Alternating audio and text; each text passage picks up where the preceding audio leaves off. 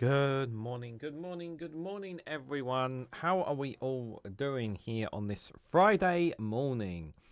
This is Reganelite here. Hello, everyone. How are you guys all doing? Hope you're all doing well. Matty Von Eric, good morning. Peter, good morning. Anybody else lurking in the chat? For those who are new, welcome to Good Morning with myself, Reganelite here on Friday the 5th of December 2025 at 11 a.m. UK time. Just for reference, we are dual streaming live on youtube.com/Reganelite and on twitch.tv/Reganelite1. What we normally do is we go about an hour long. We look at today's daily quota. We look at what's happening with the weather over the next couple of days, in particular here in the UK. And then we have a look at various news topics from the UK and the world, which is what we're going to be doing. We're going to look at a bit from the UK. We're going to look at a bit from the world today. So it won't be just UK news here, everyone. So that's normally what the show is about. And then we stop at about 12 o'clock here. Normally, I would go and have my lunch after when I finish at 12 o'clock. But I'm not doing that today, guys. No, you know what? I'm actually going to do something I haven't done this week, guys. And that is a full proper walk today. I've been out every day, but I've only been to the shops, and I have been lazy. And today I'm not having it. I don't care if it's cold. I'm literally going, as soon as I finish this live stream, I'm going out and I'm going for a long walk because I need it for my body. I've really neglected my health this week when it comes to in terms of exercise. So I'm going to be doing that today. Despite the fact that I have lots of work still to do in front of me, I need to take care of my health. So I'm just putting that out there because, yeah, I don't have anyone to kick me up the backside, unfortunately, which is a problem for me that as well. So let's start with today's daily quota. Here is today's daily one. Here we go, guys. Sorry, no Christmas jumper today. In case anyone's wondering, how is this guy wearing shirt? I had to put the heating on this morning. It was just too cold this morning for me. It was just too cold. I had to put it on. So, but I will turn it off. I'm going to turn it off before I leave the house. Linda, good morning to you. John Dorothy, if I've pronounced that right. Good morning to you. John, good morning to you there. Melody there as well. I did say last night it was going to be a cold day, didn't I? I did say yesterday, didn't I? So, here is today's daily quota, as I've just shown you, from Robert. The place to improve the world is first in one's own heart, head, and hands. The place to improve the world is... I'm not very good with this, am I? The place to improve the world is first in one's own heart, head, and hands. Right. I think I said that right. God, I'm not very good, guys. I'm not very good. I will give you tomorrow's daily quota just because it's a cool one, and we don't do ones on the weekend. Tomorrow's one, if you don't find me on my if you don't follow me on my socials, tomorrow's one is there are no traffic jams when you go the extra mile. That there are no traffic jams when you go the extra mile. So there's your one for Saturday, guys, to get yourself out. Put your Saturday hat on, Regan. It's cold out there. All right.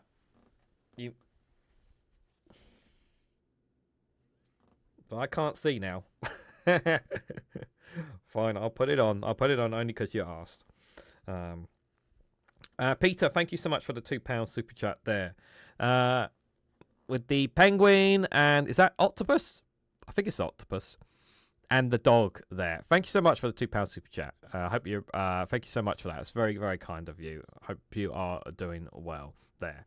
There. All right. I've put on the hat now. Okay. Boom. There. Just because you asked to. You asked for the hat. Right. Let's go have a look. If you want me to switch to the red one, tell me. Let's have a look at the weather. Actually, don't ask me to put the red one on. Actually, that's more likely to give me a headache. Let's have a look what's happening in the world. I do like that. I do like saying that. Here it is, guys. Here is our big, beautiful planet. Here we can see plenty of snowstorms, plenty of rainstorms, and some really, really dry places, unfortunately, in parts of the world. But there it is, our big, beautiful planet there. Zoom in some of these temperatures. Don't take them seriously because BBC does a terrible job of updating them. I don't know how true that is, but yellow every time, guys. We got to look at Yellowknife's temperature. -30, guys. Woo-hoo!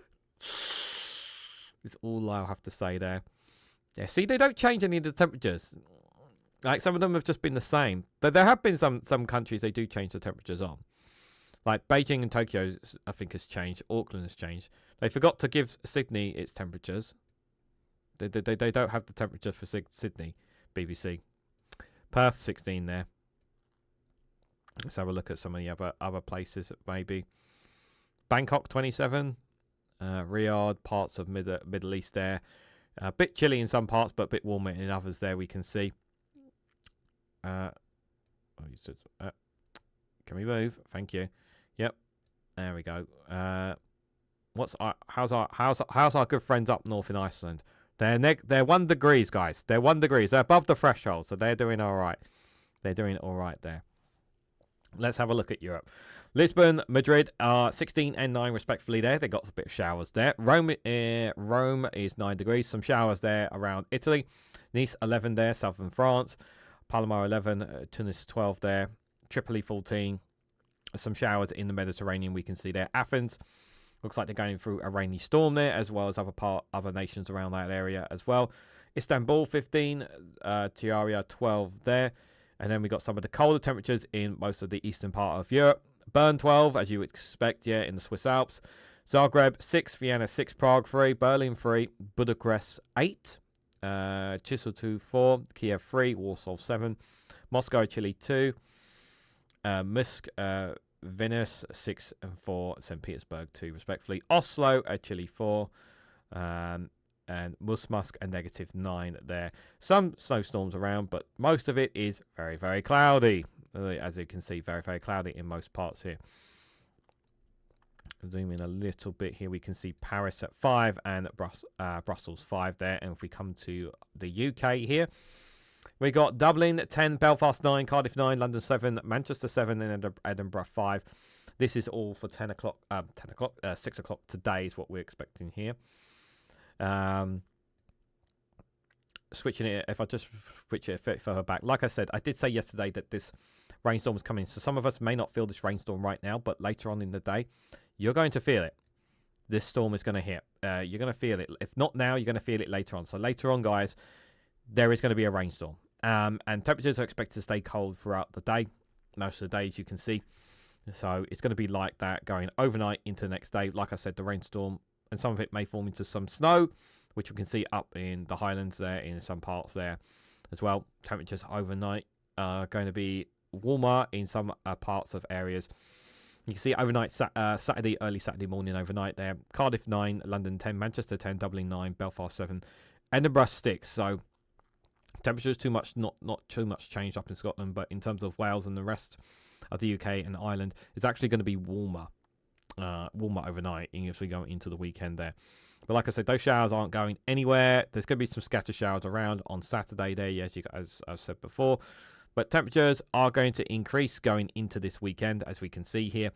10, 11, 11, 12, 10, 8 there as we go into Saturday evening. Some of that rain will start to clear up into in Saturday evening there as well. There'll still be some pockets of scattered showers around on Saturday night, mainly north of England and parts of Scotland there. Moving overnight into the next day there. Temperatures are going to drop a tiny bit, but nothing too serious there from Saturday night into Sunday morning there. We can see Sunday mornings there, these temperatures 8, 7, 8, 8, 9, 8. Not as cold as it's been last night, but it will still be a little bit chilly nonetheless there. But there'll be not so much rain there, but there's a few scattered showers will be on Sunday morning in some parts. Mainly Northern Ireland and Ireland are going to be expecting that, most of those showers there, but it looks like there'll be some dry spells around on Sunday morning here if we move a little bit forward. But Sunday morning, I said, but going further on, obviously into lunchtime, we can see this rainstorm looks like it's going to be coming in here. Looks like coming over here, but the temperatures are increasing. 13 degrees over for lunchtime, and we can see here in the afternoon buckets of showers are going to be expected, so probably some high winds as well. So pretty much from Sunday afternoon, if you've got a football game, or you're going out, got plans or whatnot, make sure you plan to do it indoors or take a brolly with you because you're going to get soaked. So yeah, it's going to get wet, guys, and that's probably going to go. Yep. Pretty much, you can't even see Scotland on the map from that there. Most of northern England and Midlands of England is going to be covered in this massive shower storm as well. Parts of London may get away with it, but yeah, we're going to get every part of the UK is going to experience this rainstorm pretty much from Sunday afternoon for the rest of the evening, for the looks of it there. Even late in the evening, overnight there, that rainstorm is going to hit much of Scotland again. So pretty much from Sunday all the way over there. But it looks like it's going to clear up in the rest of from England and Wales. Looks like it's going to avoid it. A few scatter showers around the island, but nothing too serious. It will clear up by then. But temperatures aren't going to be too difficult early Monday morning. Here we can see, and that rainstorm's finally going to clear up there as it moves further away from us, and will be some dry patches from the looks of it from Monday morning. There will be a little bit of showers here and there. The temperature's not too bad. Edinburgh still 7, Belfast 8 and 9, Manchester 9, Cardiff 10, London 12 there. Just move a little bit further forward, we can see we could be getting pretty much Monday could be a dry day, and it could be actually decent weather. London 13 degrees in December. That's crazy. Edinburgh 9 degrees here. This is Monday afternoon here, but moving into Monday evening there, we can see that rainstorm is going to come in from 6 o'clock onwards. So parts of Ireland, at the southern of Wales and England is going to be experiencing a big bucket loads of rain. So another rainstorm is going to be coming in there. They're going overnight into the next overnight from Monday night into Tuesday morning. That rainstorm is going to pretty much consume the UK as a whole. So it's going to be a very wet and miserable Monday overnight into the next day there. But the temperatures are going to be fairly warm. So pretty much Saturday, Sunday, Monday into Tuesday onwards, guys. Temperatures are not going to be too bad at all. And again, you can see here, look at these temperatures. 14, 13, 13, 12, 11, 9. Bearing in mind, this is December. This is December, and we are getting these temperatures. That's not supposed to be normal there. And it's not supposed to be normal. And just have a quick look. Anything else at the end of Tuesday? And again, you can see again temperatures staying pretty high up there. So those are the forecasts for the next couple of days that we've got there. So pretty much essentially the message is obviously you'll get some rain and scattered showers around on Saturday there, but there'll be parts of it where it will dry. Temperatures are going to increase on the weekend, so you'll have warmer temperatures. Won't be too bad overnight on Saturday into Sunday morning. However, from Sunday afternoon-ish, that's when pretty much unless you're in Ireland, which most of us are from Scotland or England, respectfully here, there's going to be rainstorms are pretty much going to hit pretty much from Sunday lunchtime onwards. It's pretty much is what we're going to be experiencing there, but the temperature is going to warm up, so do expect warmer temperatures there. So that is your weather forecast, and you'll get the next one on Monday for another good morning show. Right, let's get started with the news and politics, because that's the main reason why you guys are here. Football indoors. What's wrong with football indoors? Football indoors is pretty good. Football indoors is nothing wrong with that, as long as it's in a depends where it is, actually, to be fair. Like if it's like at sports centre, that's a different story. But if it's okay there. But if you're doing like a house or something, yeah, it depends what kind of ball as well. Right, so front of UK politics here from The Guardian. Labour announces plans to lift 55,000 children, 550,000 children out of poverty. Starmer House child poverty strategy is a moral mission, which includes measures to help over childcare and getting families out of temporary housing. This is all positive stuff. We welcome this. We want to get kids out of child poverty. Regardless of whoever's in government, this is something I think we all agree with. I don't think anyone is going to is against child poverty, unless you're the Conservatives and Reform, where they want children to continuously face the worst of bearing things because they have no morals. So this is a very good thing.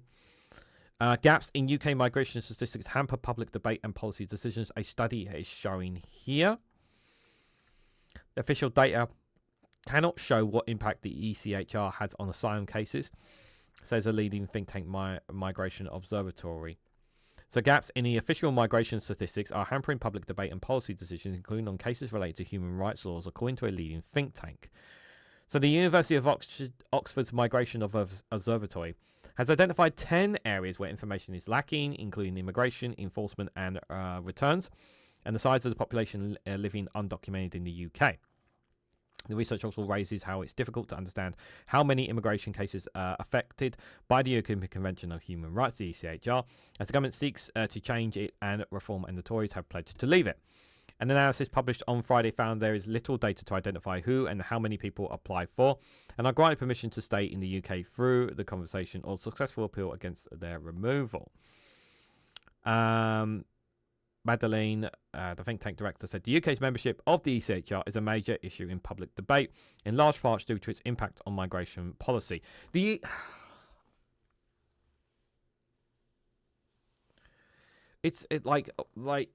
Why are we having this discussion? Like, again, why are we having this discussion? Why are we having this bloody discussion, about the ECHR? Like, this should not... The only reason this has been a topic is because this has been driven by the right wing, who are playing the same... They're playing the same goddamn bollocks that they did around Brexit. That's what this is. That's what this is. Why are we even having a discussion about this?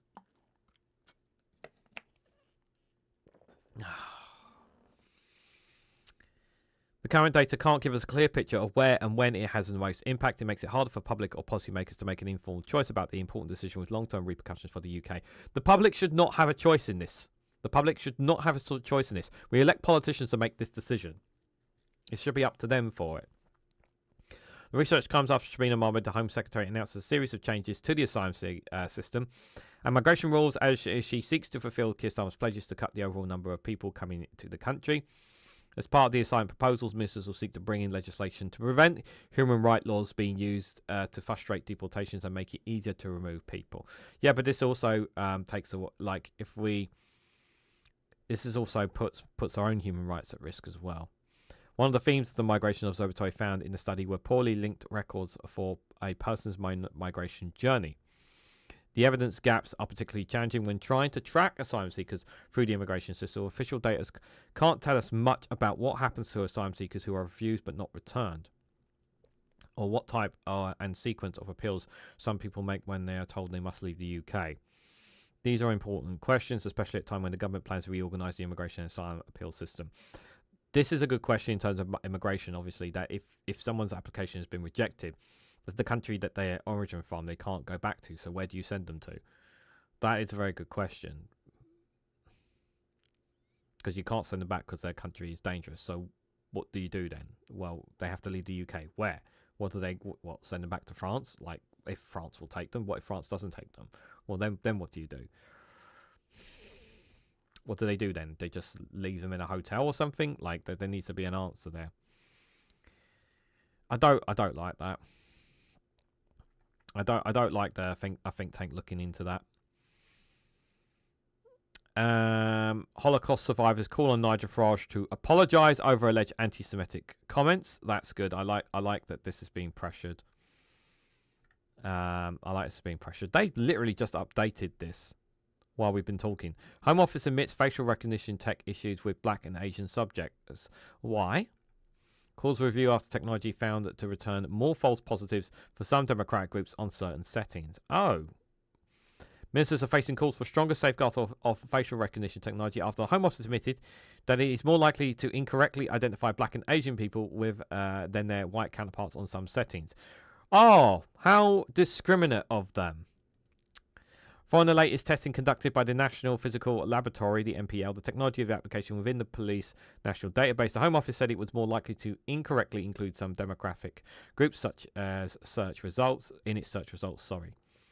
Police and Crime Commission said publication of the NPL's finding sheds a light on concerning built-in bias and urged caution over plans for a national expansion. Well, who's building the technology then? That's the question you need to ask yourself. The findings were released on Thursday, hours after Sarah Jones, the police minister, had described the technology as the biggest breakthrough since DNA matching. What's wrong? What's wrong, Melody? Why are you retracting all your comments? Are you all right? You're fine. Don't worry. You're fine. Facial recognition technology scans people's faces and then cross-references the images against watch lists known or wanted criminals. It can be used while examining live video footage of people passing cameras and comparing their faces with those on wanted lists, or can be used by officers to target individuals as they walk by mounted cameras. Images of suspects can also be run retrospectively through police passport and immigration database to identify them and check their backgrounds. This is becoming very state-like, and I don't like this. This is becoming very state-like, state police kind of stuff, and this surveillance is. I do feel like it's like there is this like security protection, catching criminals, and then it's like, well, you're prying on people. Like, when does this facial recognition technology, right? When does it start to be, oh, aren't you somebody that sent a bad tweet? It does feel like this is going too far. This feels like it's going too far. Yeah, it does feel. Yeah, Linda says it feel like it's going too far as well. So concerns have been raised following the NPL's report, which was released on Thursday. So analysis to examine the police national database retrospective facial recognition technology, a tool at a lower setting, found that, quote, the false positive identification rate, as the FPIR, for white subjects is 0.04%, is lower than that for the Asian subjects, 4.0%, and black subjects, 5.5%. Why? The testing went on to find that the number of false positives for black women was particularly high.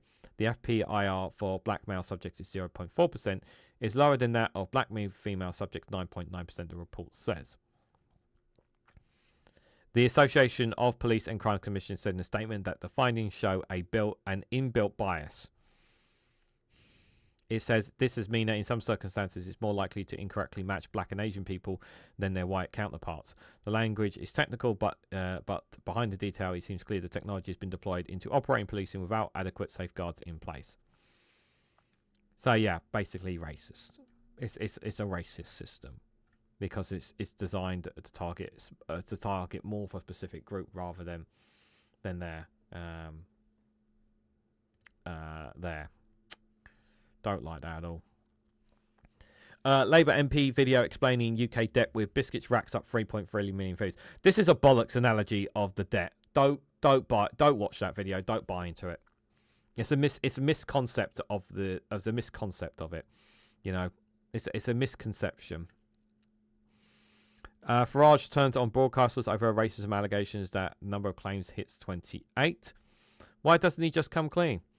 Reform leader suggests that he would boycott BBC, saying he had letters from Dulwich pupils defending him. Nigel Farage is saying he's going to boycott the BBC. Don't you worry, guys. He'll be back on Question Time. That's just nonsense.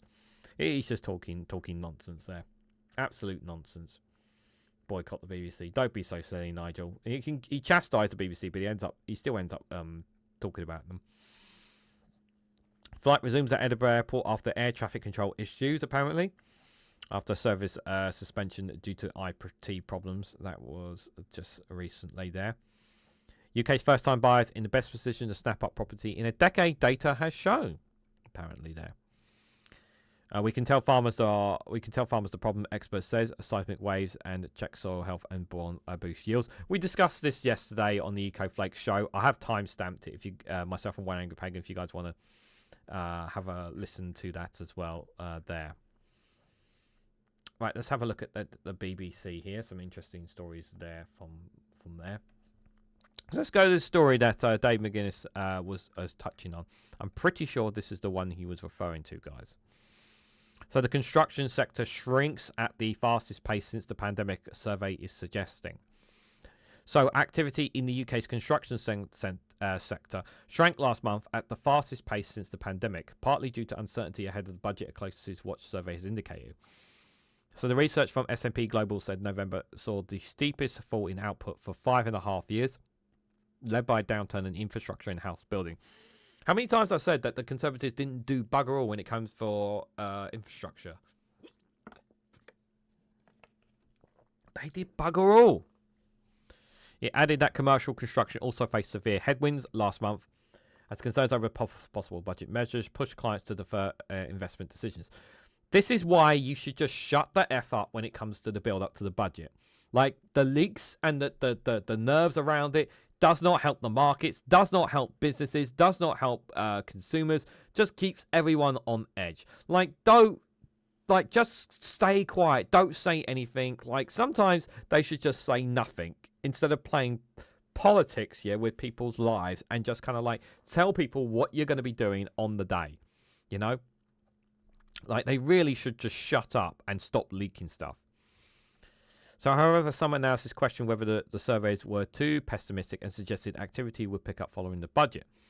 So, S&P Global Purchasing Manager Index PMI for construction fell to 39.4% in November from 44.1 in October. Where a score below 50 indicates the sector is contracting. It was the lowest for May since 2020. So, I know you can't see it quite clearly here. Let me just try something here, guys. So I'm just going to take myself off the screen for a moment here. So this is S&P Construction, UK Construction PMI here. Steepest downturn in UK construction output for 5.5 years here. And we can see the trend there on the right-hand side. You can see it basically from years, from 2015 to 2025. You can see that the trend pretty much since it's been going on downhill, pretty much since mid-2024. So since we've had a change, looks like since we had the change in government, and then just before 2025, we had a big drop, and then we had a bit of an uptick, and then we've just been dropping and dropping since here. From the looks of it there. That's, yeah, interesting. They do have one or two other graphs we'll just have a quick look at as well. So they have here, here on the left-hand side, S&P Global Construction PMIs. So you got a dark blue in housing, red in commercial, and a dark red there in civil engineering. And you can see, again, the graphs there. From 2024 to 2025, we can see those numbers. They have been going down there, which is really, really bad. Again, it's not very good. And then also in input prices and supply delivery times, again, we can see from 2021 to 2025 that we've had this drop since 2022, 2023. And that supply delivery times, that's obviously been the, I generally believe that's because of, I think Brexit has played a bit of an impact in that, because what a lot of people did in the run up to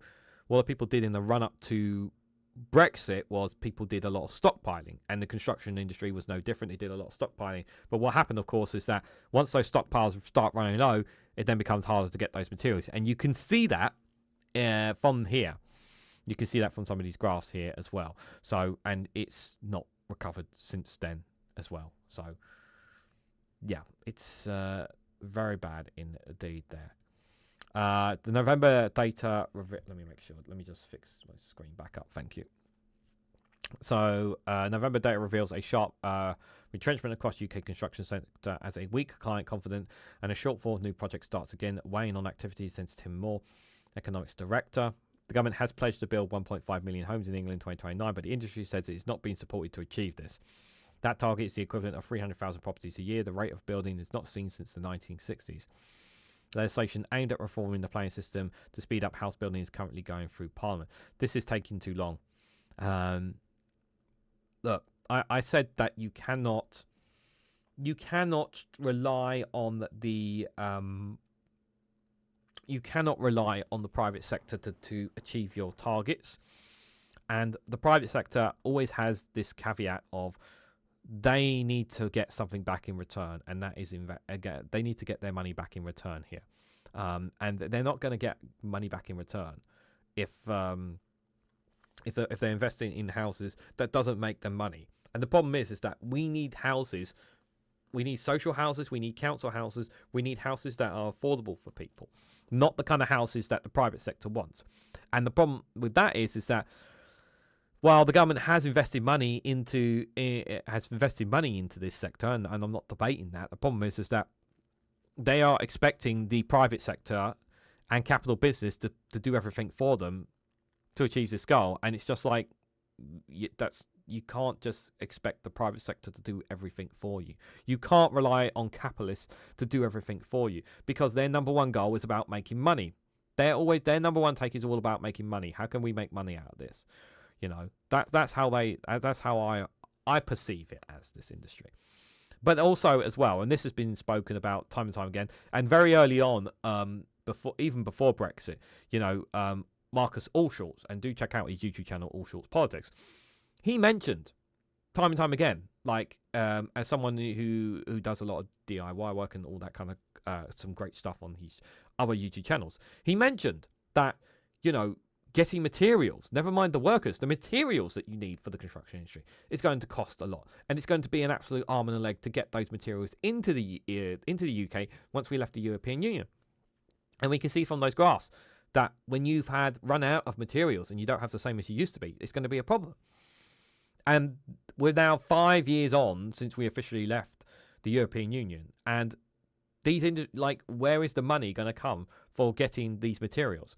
If you're not going to ease the friction, this is why the government needs to make haste at easing restriction when it comes to trade and goods between us and the European Union.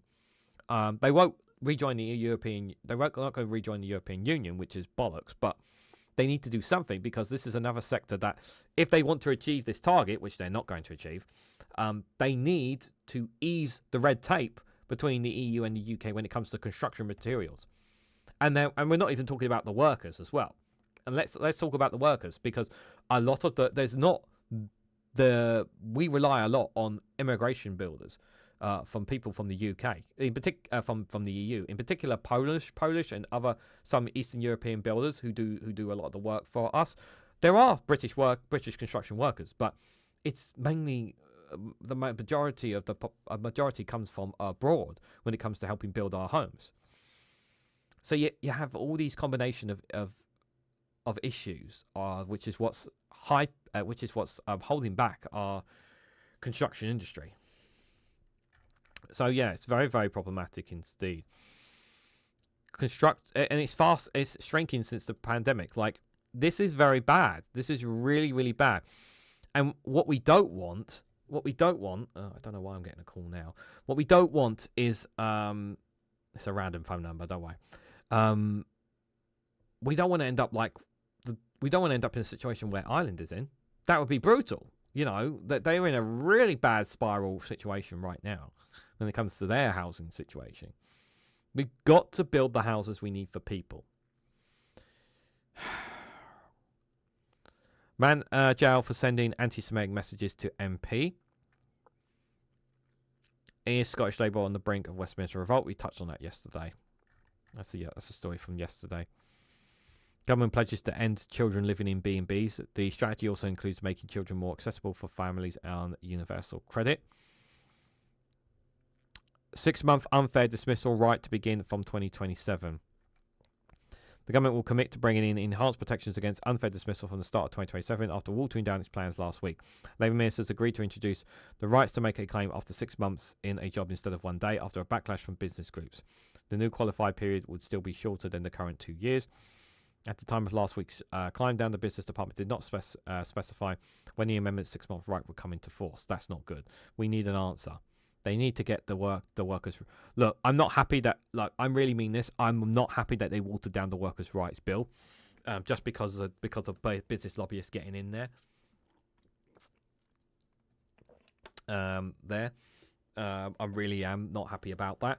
But at the same time, it's like there are some really, really good things in this workers' rights bill that will really make a difference to workers. So we do need to get that sorted, get that through as quickly as possible, because I mean 6 months is better than what we originally was, better than 2 years.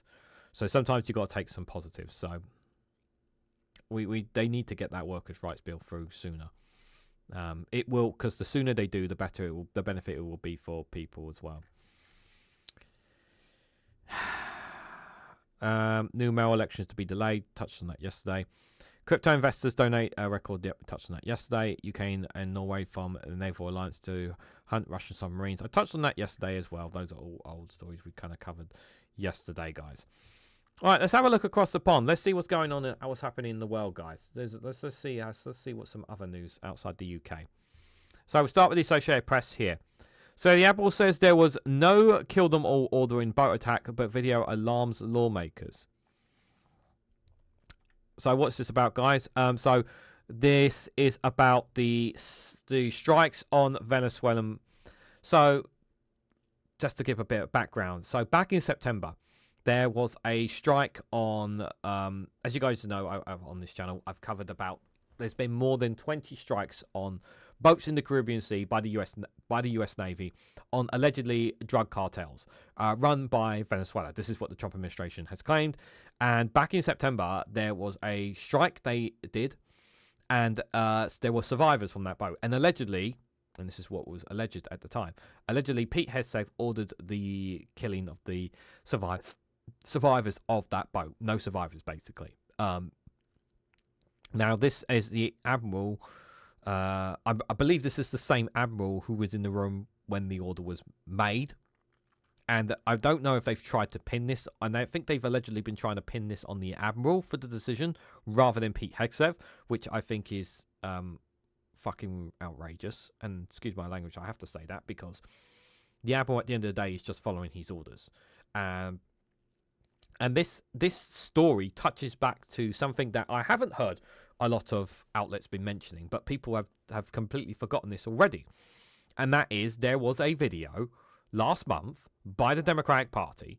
They put out a video from a couple of senators and congressmen and whatnot. And they were basically saying in this video, do not follow, to not follow illegal orders. Now, the question that I have is what they did was, did the Admiral just do an illegal order? Because they ordered a strike, because a strike was ordered on potentially innocent people. And we already know that there's actually, apparently the US government is being sued by a family in from the Caribbean, because allegedly they were fishermen that have been killed as well. So that's kind of the story here. Steve Manker, good to see you there. Hope you are doing well. Yeah, the chat's been pretty quiet, to be fair. So good to see you there. So a Navy Admiral commanding the US military strikes on an alleged drug boat in the Caribbean told lawmakers on Thursday that there was no kill them all order from Defense Secretary Pete Hegseth. But a stark video of the attack laid grave questions as Congress scrutinizes the campaign that killed 2 survivors. Yeah, so we're going to find out more information that over time, because they're going to be pulled in front of a committee on this, and they're going to be pulled in front of Congress on this, and it's going to be very interesting to see the questions and answers that come out of it. So I will be keeping an eye on Vosh's live stream, Brian Tyler Cohen, a couple of other American YouTubers. I do recommend you keep your eyes on this, because this is going to be very fascinating to see how this turns about. The Admiral Frank Mitch Bradley appeared for a series of closed-door classified briefings at the Capitol as lawmakers conducted an investigation after a report that he ordered the follow-on attack that killed the survivors to comply with Hegseth's demands. Legal experts have said such a strike could be the violation of the laws of military warfare. Quote, Bradley was very clear that he was given no such order, given no quarter to kill them all, says Senator Tom Cotton, who heads the Senate Intelligence Committee, as he exited a classified briefing. I believe it was the New York Times or the Washington Post that had a source within that room that basically said that this is what he stated. So a source within the room basically said this is what Pete Hegseth stated. While Cotton defended the attack, Democrats were also briefed and saw videos of the survivors being killed, questioned the Trump administration's rationale, and said the incident was deeply concerning.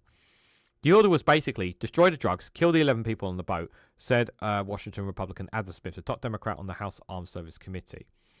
Smith, who's demanding further investigation, said the survivors were basically 2 shirtless people clinging to the bows of a capsized and inoperable boat, drifting in the water, until the missiles come and kill them. The classified sessions with Bradley, along with the chairman of the Joint Chief of Staff, General Dan Carey, provided fresh information at a crucial moment as Hegseth's leadership comes under scrutiny. But they did little to resolve the growing questions about the legal basis for President Donald Trump's exoneratory campaign to use war powers against suspected drug smugglers. So far, more than 80 people have been killed in some 20 strikes. Yeah, 80 people. And late on Thursday, US Southern Command announced they had conducted another strike against a small boat in the eastern Pacific Ocean, following a pause of almost 3 weeks. There were 4 casualties according to a social media post. Lawmakers have not yet specifically authorized the use of military force against the alleged drug boats, and a Republican-controlled Congress has turned back attempts to put a check on Trump's power to engage in the missile campaign, which Hegseth has vowed will continue. Several Democrats have called for Hegseth to resign. He's not going to resign unless they can pin it on him somehow. But it's going to be difficult to say. But this is very, very serious here because I really genuinely mean this. They're breaking international law. They're doing what Israel have basically been doing, breaching international law. In my view, the rule of law has been basically ripped apart because allegedly innocent people have been killed, and there's no accountability whatsoever for them at all. U.S. raid allegedly killed Syrian undercover agent instead of Islamic group official. What? A U.S. raid allegedly killed Syrian undercover agent instead of Islamic State group official. How did that happen? And what? This should not be a news story. This should not even be in the pub. The public should not know about this. A raid by U.S. forces and a local Syrian group aiming to capture an Islamic group official instead killed a man who had been working undercover, gathering intelligence on the extremists. Family members and Syrian officials have told the Associated Press. Oh my God.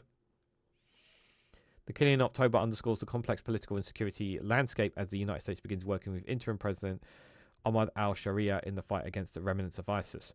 According to relatives, Khalid al-Massoud has been spying on the IS for years on behalf of the insurgents led by al-Sharia and then for al-Sharia's interim government. Established after the fall of the former president a year ago, al-Sharia's insurgents were mainly Islamics, some connected to al-Qaeda, but enemies of ISIS who often clashed with over the past 2 decades. By the way, I just want to make it clear that I like this. The guy who's the new leader of the interim Syrian president. Make no mistake about it. He is a former terrorist. And you know we should be cautious about this regime because they are saying that they're going to be doing elections. We should be very careful taking anything what they say seriously.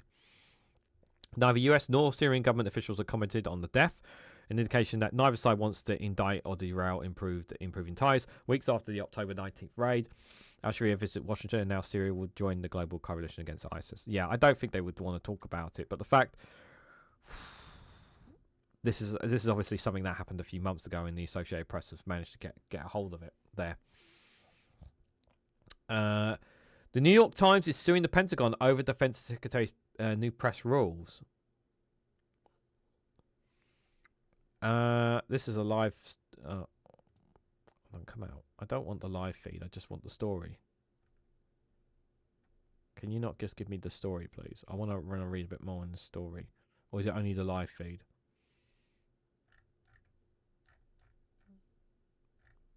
I wanted to read on the New York Times story. Where is it? God damn it. They don't have it here. God damn it. I want to read on that story. It's very fascinating to me. Guys, just a reminder, if you want to help me out this month, because this month is the month where I make the least income. If you guys want to help contribute towards the Super Chat goal today, it'd be greatly appreciated. And just a reminder, guys, I'll be live again next Monday at 11 a.m. There'll be no afternoon live stream. As far as a premiere video, which I haven't done for a couple of weeks, it's unlikely that I'll do one today. I do have quite a lot of other things I need to keep on top of, guys. But if you can't contribute, just please hit the like button, share across social media, consider subscribing to the channel, and check out the home tab. If you want to know when I go live next, you can always go to the homepage of the YouTube channel, and at the top there will tell you when the next upcoming live stream is going to be. I schedule them a lot in advance, so you can see in advance when the next live streams are going to be. So if you're not working, not planning anything, and you do want to come and support and check out the content I'm providing, you can have a look then of when I'm going to be next live and when it's suitable for you guys. So in case anybody wants to know. Trump ventures deep chat into anti-immigrant language by calling people from Somalia garbage. Yeah. Trump thinks Somalian people are garbage. This is pure racism. Like Somalian people. Like, this is absolutely shameful. You're blaming here's the thing. Like, you are blaming a group of people. You're blaming You're blaming Somalians for what? Because their country is poor, because they've been ravaged by corruption, but they've been in countless wars as well, like from poverty, and some of them have moved to America, the United States of America, looking to make a better life for themselves, to contribute to society, and you just brand everyone from that country, from that nation, garbage, as well as those who live and work and contribute to the US economy. Yes, are some of them probably, is there a possibility that some of them are bad apples? Yes, but guess what, Donny? Every single nationality, every single, there are in certain segmentations of humans' life, there's always bad apples. But this is what, I hate this, because what this does is brands everyone the same, which is not true. This is the same bollocks I had about when it came to the immigration stuff, guys, where that the likes of GB News and the right-wing news, they'll kick and scream about when a migrant has done a sexual assault or whatnot allegation, right? But when a white person does it, they don't say fucking anything about it. It's racism. You need to call it out on both sides. You can't just say one side or the other. This is absolutely outrageous. Like they are normalizing this language. They are normalizing it. That's the worst thing. And people need to say, no, this is not okay. You can't say that. It's wrong. It's outrageous. And yet you hear some people saying, no, you see some of the media because they're so terrified to upset Donald Trump. Wait, don't think to try and say, well, maybe we wasn't really meaning it like this and this and that. And I was just like, they're shit scared of him, the mainstream media in the US. They are shit scared of Donald Trump. It's so cowardly. So cowardly. Supreme Court allows Texas to use a congressional favorable map to Republicans in 2026. Oh, feck's sake. A divided Supreme Court on Thursday came to the rescue of Texas Republicans, allowing next year's election to be held under the state's congressional redistricting plan favorable to the GOP and pushed by President Donald Trump, despite a lower court ruling that the map likely discriminates on the basis of race. With conservative justices in majority, the court added that an emergency request from Texas for a quick action because qualifying in the new district already has begun. The primaries elections in March. The Supreme Court order puts the 2-1 ruling blocking the map on hold until after the High Court issues a final decision in the case. A temporary block that the justice cast a doubt on the lower court's findings played down a role in the new map, saying in an undersized statement that Texas lawmakers had avowed partisan goals.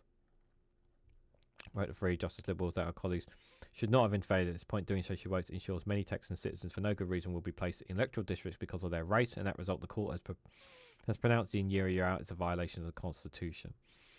The High Court's vote is a green light for there to be ever more redistricting and a stronger message to lower courts to butt out. Election law expert at the University of California at Los Angeles Law School. Judges have blocked past lower court rulings in congressional redistricting cases, most recently in Alabama and Louisiana. That came several months before elections. So Texas are going to get more seats as a result of this, despite the fact that they're saying it is discrimination within it. That's annoying. Speaker Mike Johnson pleads with Republicans to keep privacy concerns. U.S. Appeal Court rejects Trump's administration bid to halt grants for schools' mental health workers. By the way, at the end of this, at the end of this year, there's going to be a huge increase in the Affordable Care Act is coming to an end at the end of this month. You do know that, right?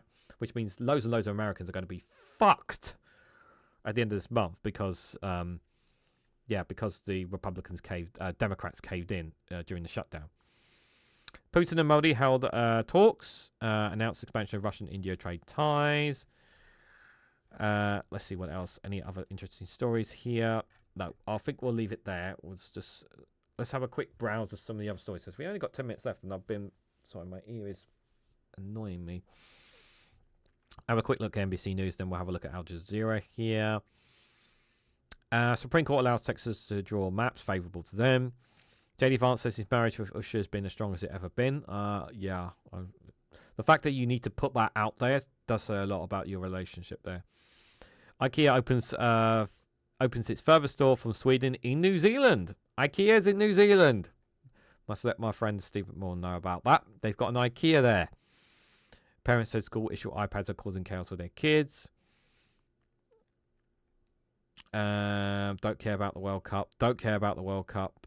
Police naturally recover a 19,000 fabric egg swallowed by an alleged thief. Wow. Okay. Asia death toll surpasses 1,500. Yesterday it was 1,000. It's going up too fast. That's terrible. And Co's grow to fight deforestation.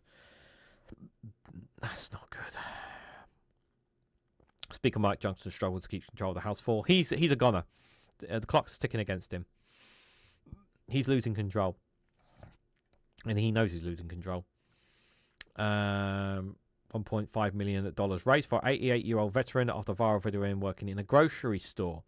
I love stories like this. This is a very nice, good news story. Prosecutors to seek death penalty in brutal murder of the exotic dancer in Arizona. In the court filings, prosecutors said Mercedes Vega was killed to prevent her from testifying in court and because she cooperated with authorities. That's disgusting. Absolutely terrible story to hear that.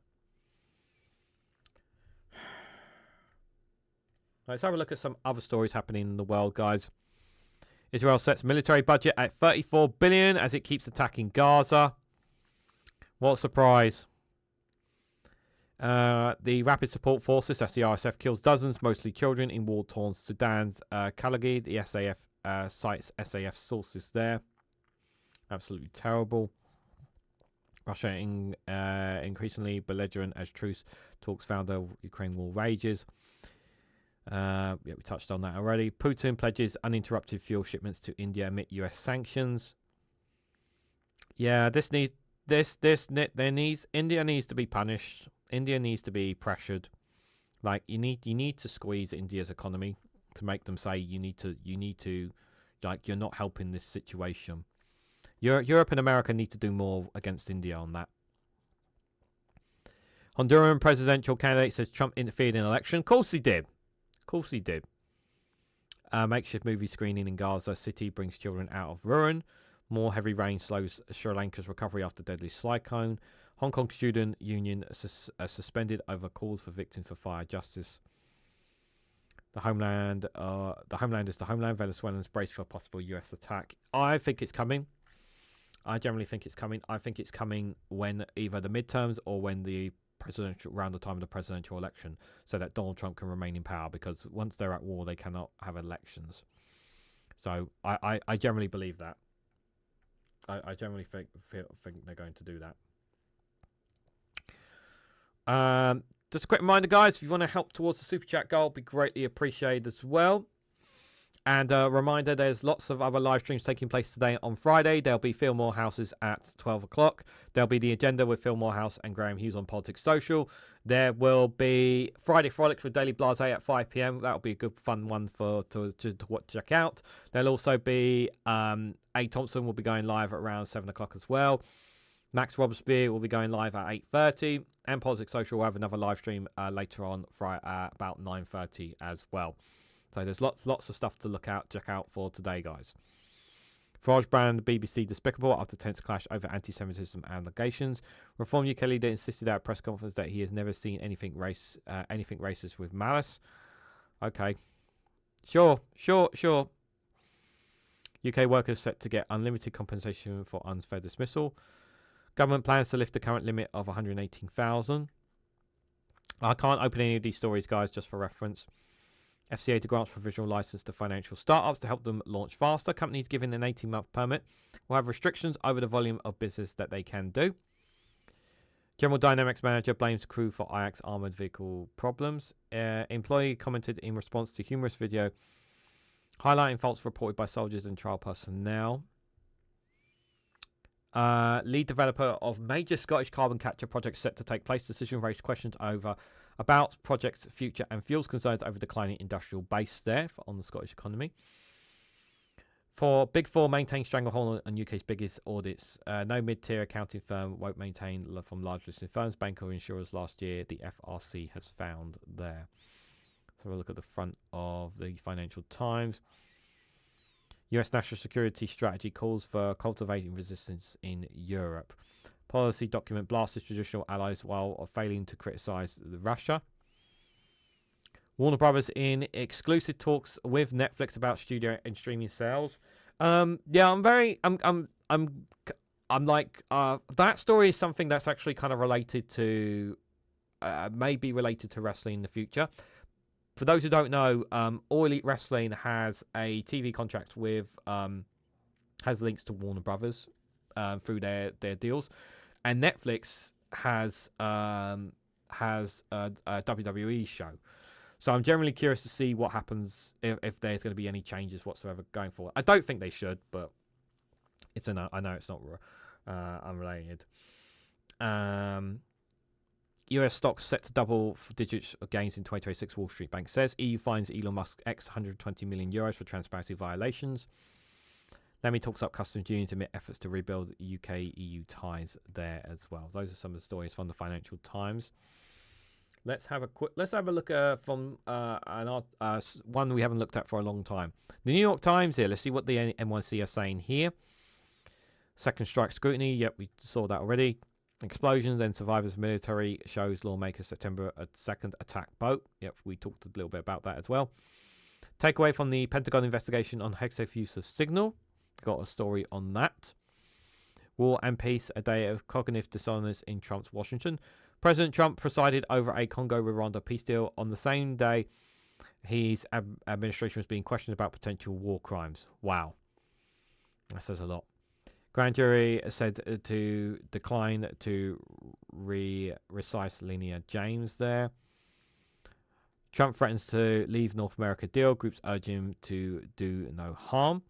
Trump switches architect for White House ballroom project. Yeah, I don't like, I really, God, it's going to cost money to undo the crap that he's put in that White House.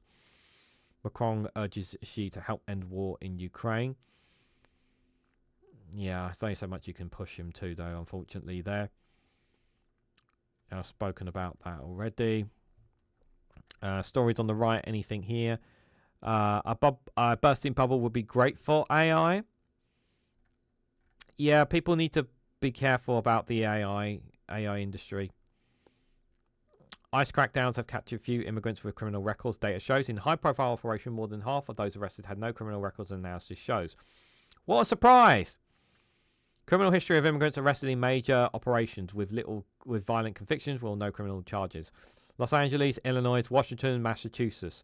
All Democratic. 57, 66, 84, 63. This tells you everything you need to know. Tells you everything you need to know. ICE separates a boy 6 years old from father during an effort to deport them to China. Tim Walz calls Trump's tirade against Somalia in Minnesota vile. Yep, it is vile. 6-year-old boy been separated from his father in an effort to force them to deport them to China. Take what you will from that. Spain, Ireland, and others boycott Eurovision over Israel's participation. I said this on Twitter. I'm saying this right now.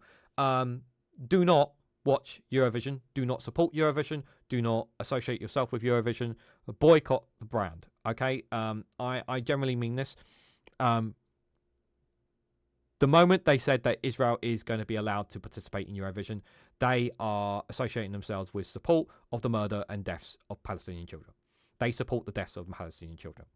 Like, if they didn't want to be political, if Eurovision did not want to be political, they should have kicked Israel out. But because they kept them in, they've made it very clear that they are prepared to allow a country in that has caused horrific and horrifying war crimes in Gaza, in the West Bank, breaking so many international rules and sanctions, and they're prepared to stand by them. Well, I say fuck Eurovision, and if you watch Eurovision, if you support Eurovision, you're complicit in, you're supporting them, you're supporting that in that regard as well.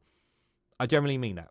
Do not watch Eurovision. Do not give them your time. Do not give them your tweets. Do not give them any kind of attention whatsoever. They've made it clear they stand by Israel. Eurovision has made that clear. As for the UK boycotting it, they're not going to do that because because we know that the UK's head is up Israel's arse. That's not going to happen. But for Eurovision overall, do not give the show any kind of attention whatsoever. Don't give them your money. Don't give them your time. It's much better spent elsewhere, guys. Seriously, fuck Eurovision is the message I have for that. Looks like we've ran out of time, guys, unfortunately here. So I do apologize, guys. Just a quick reminder before we go.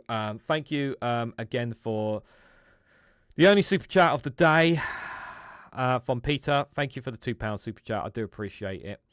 So it wasn't completely because I've said this before, I say this again, I don't monetize my live streams. That's why you don't get ads on these live streams.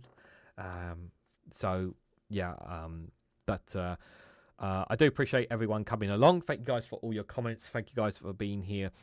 And I hope you found this morning's live stream informative, interesting, useful in some way, shape, or fashion. I kind of wish I covered a bit more instead of just speaking too much on one particular subject, but it is what it is. Reminder, there's lots of live streamers taking place today. So do check them out, like I mentioned already. And I will be back live on Monday at 11 o'clock for another Good Morning show. If I do a premiere video, I will put it in the post and I'll let you guys know. Oh, I should let you guys know about Dolly. So many of you, I did mention last night about Dolly, about her eye, because it looked like it was very, very sore. So it looks like it's okay today, guys. Dolly pretty much would not get off me all night. She basically slept on me all night last night on my lap, on my chest pretty much while I was trying to sleep. In the morning, though, this morning, I saw her both eyes open. It's still a bit watery, her right eye, her left eye, sorry. But it's not. It doesn't look too bad. But I'll keep an eye on it, see how it goes. But it's just a bit. She was opening it quite a few times, so it doesn't look as bad as it initially was. But obviously, if it gets worse, we'll take her to the vets. But there are some eye drops coming that we can try on her. But I will keep you guys. If I'll let you guys know on Monday an update on Dolly as well, guys. But on your way out, guys, if you can for me, please hit that like button, share this across social media, subscribe to the channel if you haven't already. I'm so close to 2,500 subscribers. We can get there, guys. I just need a couple more subscribers to get to that goal. Help me get there, guys. It'd be greatly appreciated. If you can, if you're on other YouTubers and whatnot, if you can encourage some people to come and help me get over that line, that'd be also greatly appreciated as well. Do check out Rumble and Patreon. Links for them are down below as well. There's content dropping on them from Monday to Friday as well, so some of you guys may have missed that as well. And Dolly is a cat. Melody. And if you're a YouTube member, you get to see I drop pictures of the cats on the members community posts as well. Anyways, let me stop rambling because I'm going to go for a walk. Thank you all so much for watching, and I hope to catch you all very, very soon.